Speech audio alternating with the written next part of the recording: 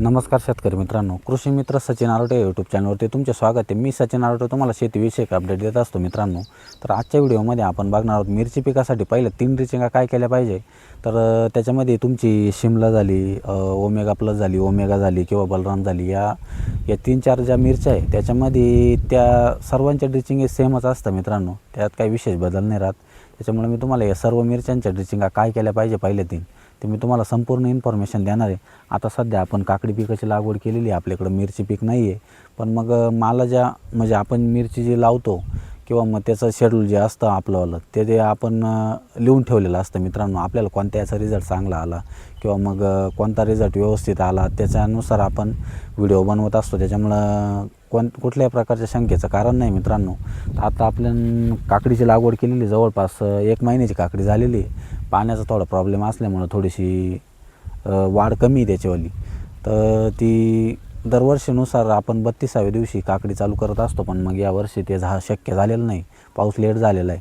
तर आपण आज मिरची पिकाबद्दल बघणार आहोत मित्रांनो। तर पहिल्या ड्रिचिंगमध्ये तुम्हाला घ्यायचं आहे, तुम्हाला पहिली ड्रिचिंग करायची आहे मित्रांनो 5व्या ते 6व्या दिवशी मित्रांनो। 5व्या ते 6व्या दिवशी ड्रिचिंग करत असताना तुम्हाला अगोदर पाणी देऊन घ्यायचं आहे प्लॉटला पाणी दिल्यानंतर तुम्हाला सकाळी ड्रिचिंग करायची शक्यतो जास्त करून। सकाळी ड्रिचिंग करत असताना तुम्हाला मी जे प्रमाण सांगणार आहे तुम्हाला ते एकरी प्रमाण असणार आहे मित्रांनो। त्याच्यामुळे तुम्ही लक्षात घ्या, तुमचं जर मिरची 15 पांड किंवा बिगाभर असेल त्यानुसार तुम्ही प्रमाण डिवाईड करून घ्या तुम्ही तुमच्या याच्यानुसार। मी तुम्हाला एकरी प्रमाण सांगतो आहे आत्ता सध्या। तर पहिल्या ड्रिचिंगमध्ये तुम्हाला घ्यायचं आहे मित्रांनो ह्युमिक ॲसिड 400 ग्रॅम। 400 ग्रॅम घेत असताना ह्युमिक ॲसिड, ॲमिनो ॲसिड घ्यायचं तुम्हाला 500 ग्रॅम आणि कॉम्बी एफ जे आहे ते 500 ग्रॅम घ्यायचं मित्रांनो। तर हे तिन्ही औषधं घ्यायचे। तर 200 लिटरमध्ये एकरी बरोबर पुरून जातं मित्रांनो। 200 लिटर पाणी करायचं, एकरभर जर असेल मिरची तर 200 लिटर पाणी करायचं, त्याच्यामध्ये तुमचं हे प्रमाण घ्यायचं आहे मित्रांनो। तर त्याचा फायदा असा होतो की नवीन मुळांची जी वाढ आहे ती होती या ड्रिचिंगमुळं, आणि जी रोपांची मर जी आहे ती कमी होते किंवा मग अन्नद्रव्ये शोषण्याची जी शक्ती आहे ती वाढत असते झाडामध्ये मित्रांनो। तर दुसरी ड्रिचिंग तुम्हाला घेत असताना दुसरी ड्रिचिंग घ्यायची आहे 10 ते 11 दिवसांनी। ती घेत असताना तुम्हाला 13-40-13 घ्यायचं आहे मित्रांनो। 2 ते 3 किलो सीवीड एक्स्ट्रॅक्ट घ्यायचं आहे 500 ml, आणि कॅल्शियम नायट्रेट आहे ते घ्यायचं आहे तुम्हाला 2 किलो। तर त्याचे फायदे असे होते मित्रांनो, मुळांची वाढ होते, नवीन फुटवा तयार होतो किंवा मग स्टंप जो आहे तुमचा झाडाचा तो व्यवस्थित होतो मित्रांनो, जाड होतो।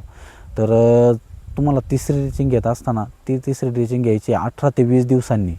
ती ड्रिचिंग घेत असताना तुम्हाला 19 घ्यायचं आहे 2 ते 3 किलो मित्रांनो। मॅग्नेशियम सल्फेट घ्यायचं आहे 2 ते 3 किलो, आणि ॲमिनो ॲसिड घ्यायचं आहे मित्रांनो 500 ml।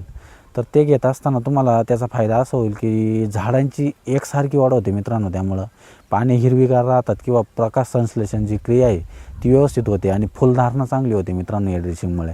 तर या तिन्ही ड्रिचिंग तुम्हाला आवडल्या असतील किंवा तुमच्या अनुभवातले औषधं असतील तर कमेंटमध्ये नक्की सांगा, आणि पुढचा व्हिडिओ कशाबद्दल बनवायचं हे पण सांगा मित्रांनो। व्हिडिओ जर आवडला असेल तर आपल्या चॅनलला सबस्क्राईब करून घ्या आणि आपल्या व्हिडिओला लाईक करा। धन्यवाद।